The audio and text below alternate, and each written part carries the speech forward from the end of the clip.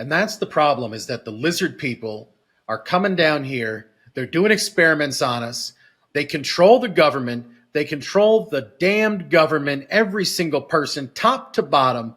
We are in a spiritual war right now for our Amen, very brother. soul, our existence. And you know what caused it? You know what caused it? I'll tell you what caused it.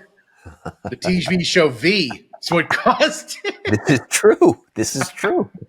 This is I true. mean, this Illuminati stuff. Okay, I was at, George Norrie. Have you ever heard of this guy? I have heard of him. Yes, yes. Okay, so he hosts, or maybe he doesn't host it anymore. I don't know. I haven't followed him in a few years, but he was really closely associated with being the host of Coast to Coast AM after Art Bell had exited that program. So I went to George Norrie's birthday party with Julia a couple of years ago down in the desert, down near Joshua Tree.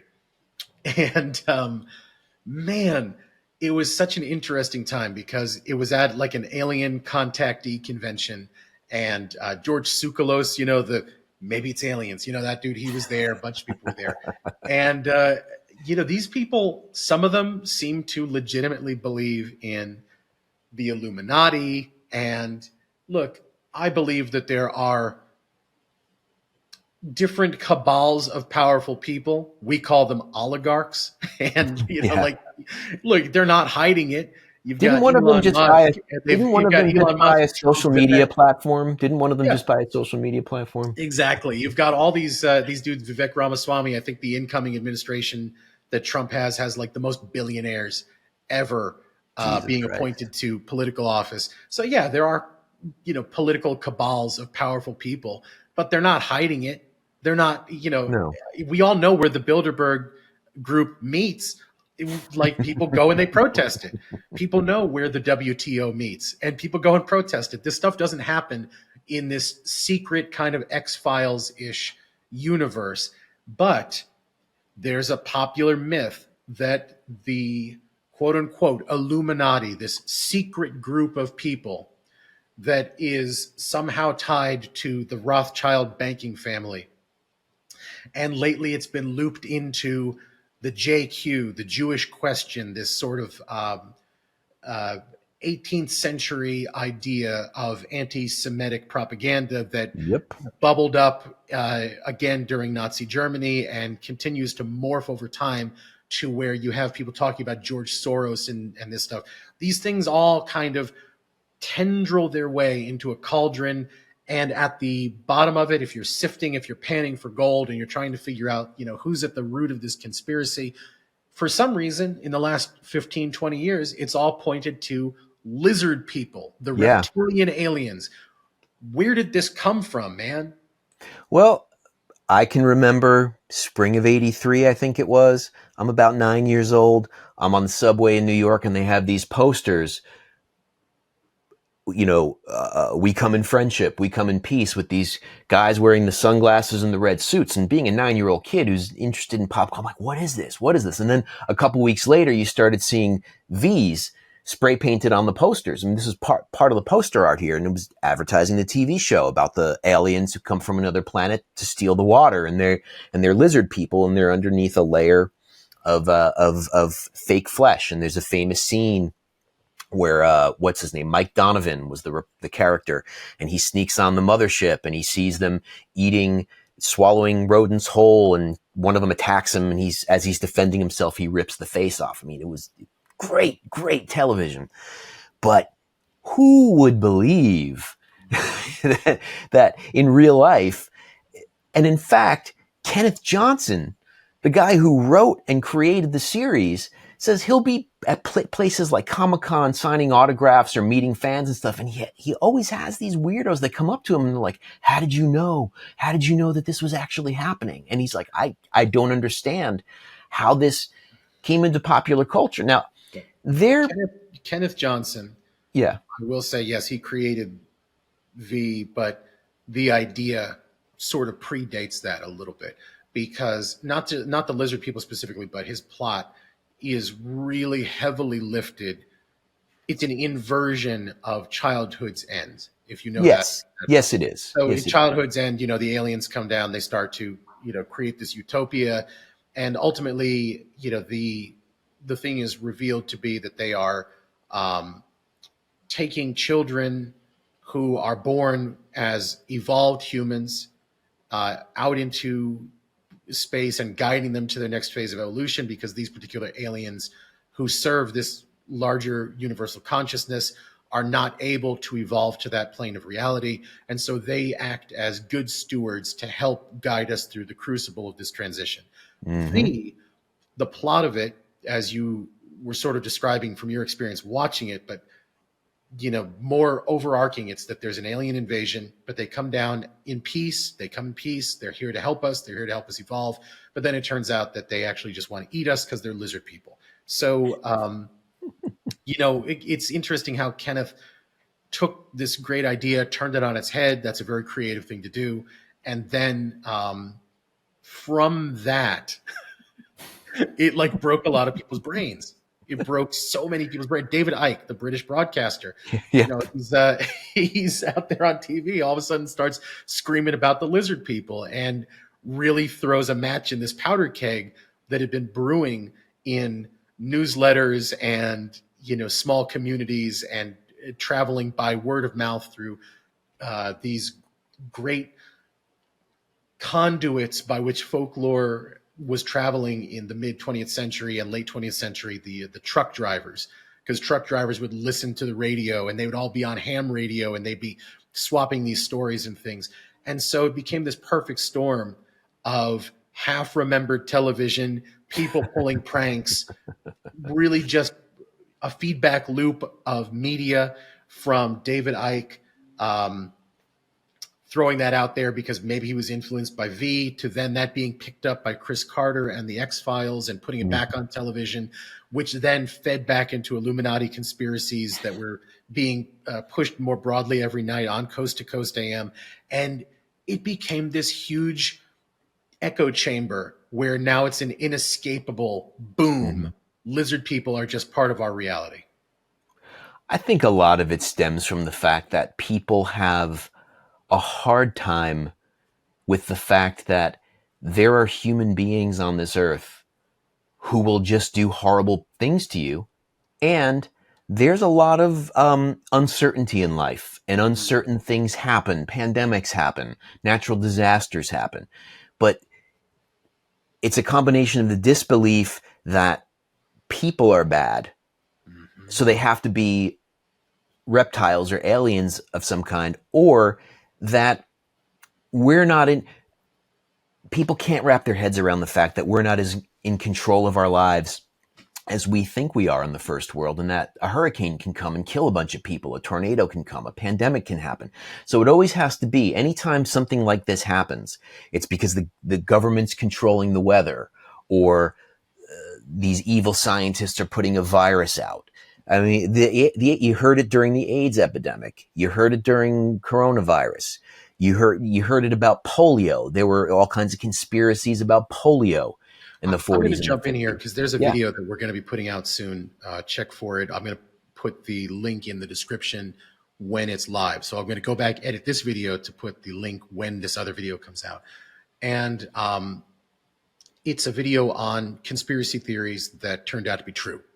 And there were a lot of conspiracies that happened, during like the Second World War through the 1950s.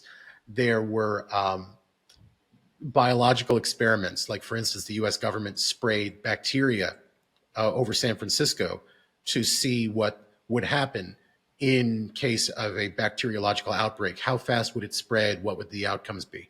So there were experiments that were happening. The whole thing about eat your carrots because they're good for your night vision, right? Mm-hmm.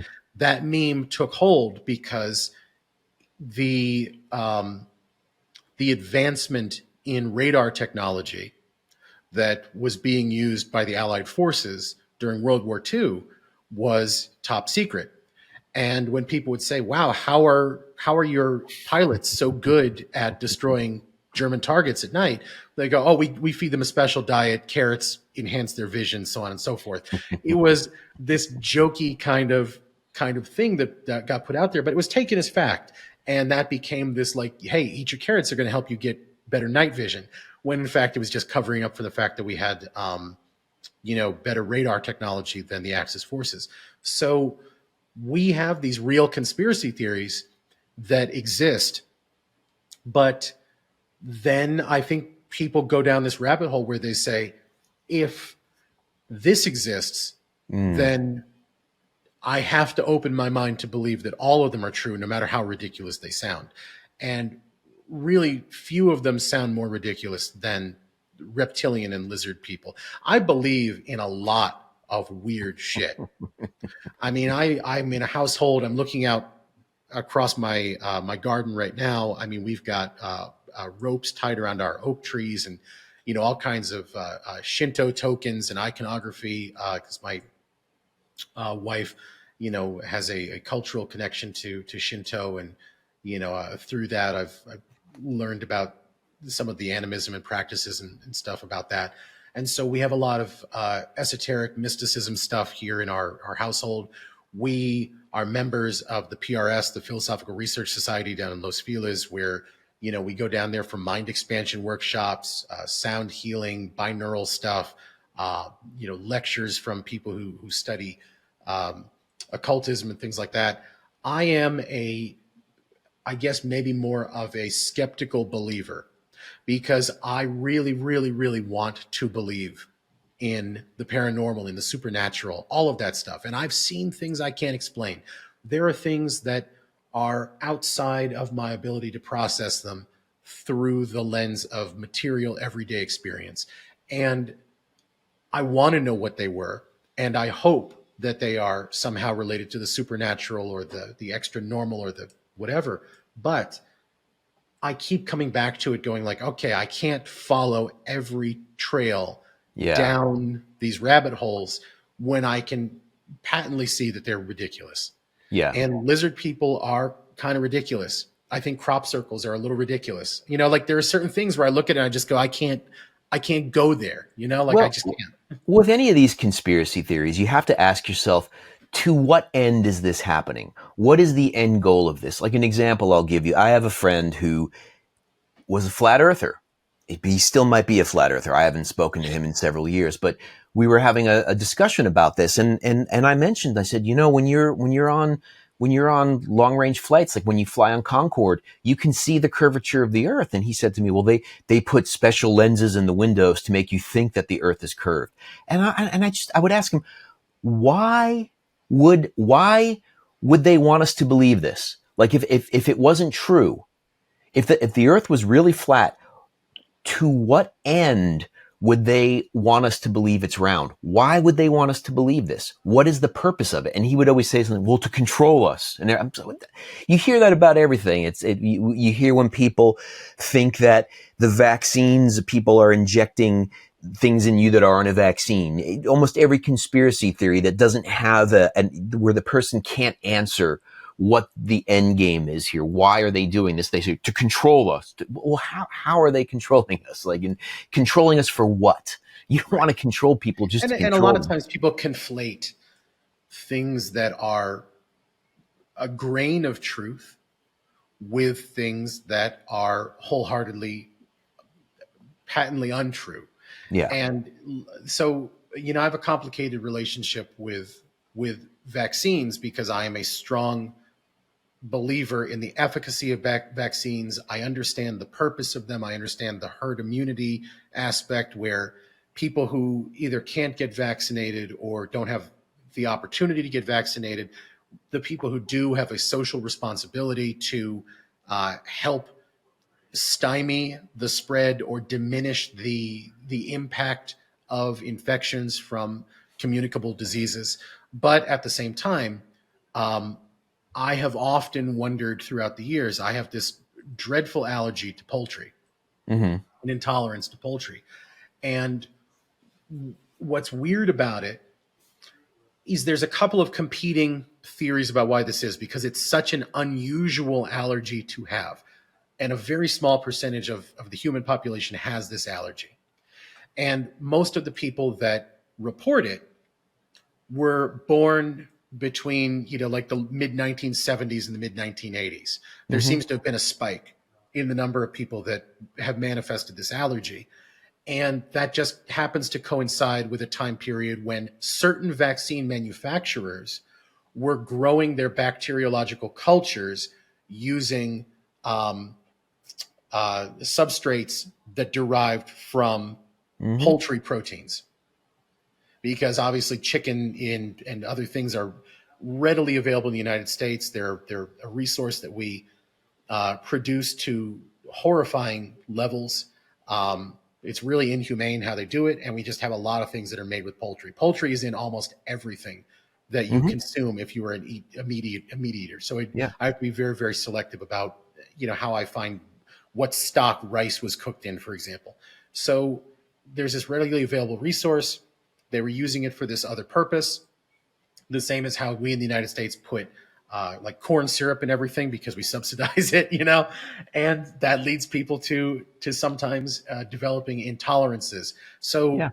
that's one theory. I am not even saying that that's what happened to me. I'm not calling myself a victim. I'm saying, hey, that's an interesting data point. Maybe that correlation might Was have some caused. causation. I Yes. don't know. Yes. So some people take little anecdotes like this and they run with it. But you know what? I'll tell you what. I would rather not be able to eat Kentucky Fried Chicken than die of measles, mumps, rubella, or polio. I'll Exactly. tell you that that's Exactly. a sacrifice I personally was very happy to make. But they take these little kernels of things and they dig into them and go, well, if this one thing happened, well, then that means it's all bad. That Yeah. means Well, that there's a conspiracy. It's evil. it's the logical fallacy behind a lot of this stuff. It's a lot of it's the logical fallacy behind a lot of the things that Donald Trump says. It's rooted in some fact, but the conclusion that you come to from the fact, like your instance with the poultry. Somebody, I could see somebody saying, "Well, you see, the vaccines are fucked up." Well, no, it's nobody's saying that mistakes haven't happened with vaccines. Nobody's saying that they haven't harmed a small percentage of people. Very, almost statistically insignificant. But the scenario you're describing is not the same as them injecting microchips into people through vaccines. Right. This is a mistake, and things happen like that in science, and we have to realize that science isn't perfect. And yeah, I agree with you. I'd rather not be able to eat Kentucky Fried Chicken. My one of my exes, who's just about the same age as you, had a severe anaphylactic egg allergy, Mhm. and it was suspected they noticed a spike in not only the poultry but the egg allergies came from people born in a certain window of time. So it's a growing, learning thing, and I still maintain that two of the most important innovations that we have made in human history are fertilizers and vaccines. Mhm. Those two inventions have probably saved more lives than any two inventions that human beings or science have ever come up with. I Well, mean, let me ask this about the reptilian conspiracy stuff too. mhm. When somebody says that they being the reptilians want to control us, well, they're doing a damn good job of making our lives better. Like it's like, oh, the reptilians are doing this and they want to vaccinate us. Oh, well, that doesn't seem too evil to me. Oh, they want to they're trying to keep us away from the poles because the Earth is really flat and NASA's doing X, Y, and Z, and that's why insert whatever crazy thing, and at the end of it, you're like, oh, but that's also a positive outcome, even by your like circular logic on this. Like all the outcomes that they're talking about always end up being net positives for us, and so I wonder, like, the reptilians must be doing a really bad job of ruining our lives if Mm. so much of what they attribute him as Well, doing let have me like ask you this. positive outcomes. Let me ask you this. Let's say the visitors were real and they came down and they said, "Look, we need about 100,000 humans per year to eat, and we're going to cure all your diseases. We're going to end world hunger. We're going to do all these great things for you, but you have to randomly give us 100,000 humans to consume every They year." explored this in a Doctor Who spin-off. It was the one with Why is his name escaping me right now? Really nice actor, nice guy. But it was Torchwood was the name of the show, and it was called Children of something, Children of Earth, or something like that, where it was essentially that, and that's also directly related to what we're talking about the X Files. Like, oh, give us X number of children to experiment on or something. So this moral quandary that you're putting out there is something that is directly tied to the greater mythology of the lizard people, visitor, alien overlord trope. Would you vote yes Sacrificing 100,000 humans? to end world hunger and disease? Is that the dilemma that they pose? No, it's a dilemma that I'm posing. This To is me personally, as a human being, we'll call this the James St. Vincent dilemma. this And I'm is asking the it's the Phantom Astronaut. intergalactic trolley problem. Yeah, yes it is. 100,000 people to end world hunger. For them they want to eat 100,000 people to end. And world hunger. let's say they go painlessly. They don't know that they're one of the 100,000 chosen, so it's not like there's any fear in it or anything like that. You just are taken in your sleep one day. Would you vote yes on that?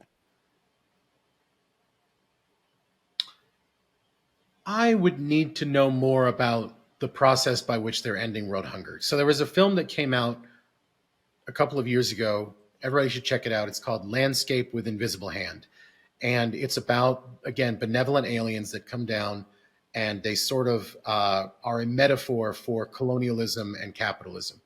And they do improve the lives broadly of everybody, but at the same time, the way that they answer these issues is not a utopian way in which we envision it, right? So if you think about also the movie Snowpiercer, remember the protein blocks in the train, right? Everybody gets fed, but what are you eating, right? So I think we have to really look at that and say, if we value human life, if we believe that 100,000 people per whatever metric of time will be taken, what is the actual methodology for how they intend to create world peace and end world hunger? That's the question. I think you have to go one step further. You can't just blanketly say yes or no without knowing what you're getting into. And maybe Good that's answer. my experience with contract law. Maybe that, because in media we go through a lot of contracts and I have to go through stuff with a fine-tooth comb. Maybe that's that. Maybe that's what's coming out. You've given me a very insightful answer to a facetious question, and I appreciate that. Did I take it too far? Did I go? No, I think that's the whole purpose here on the Phantom Astronaut channel, where we take things too far. Well, what do you guys in the comments think? Lizard people real? Flat Earth real? Inner Earth, hollow Earth real? Vaccines? I don't know. Do you take them? RFK Jr., is the brain worm actually controlling him? That's the conspiracy theory I want to put out. I want to think that the brain worm is up there puppeting him around and speaking through him, and he's basically a corpse walking like Vincent D'Onofrio in Men in Black. That's what I'm putting out into the world. Make sure to like, subscribe, share the content, comment. Every little bit helps us in the algorithm. There's different ways to support the channel through Patreon and other means in the links. And I will see you out there.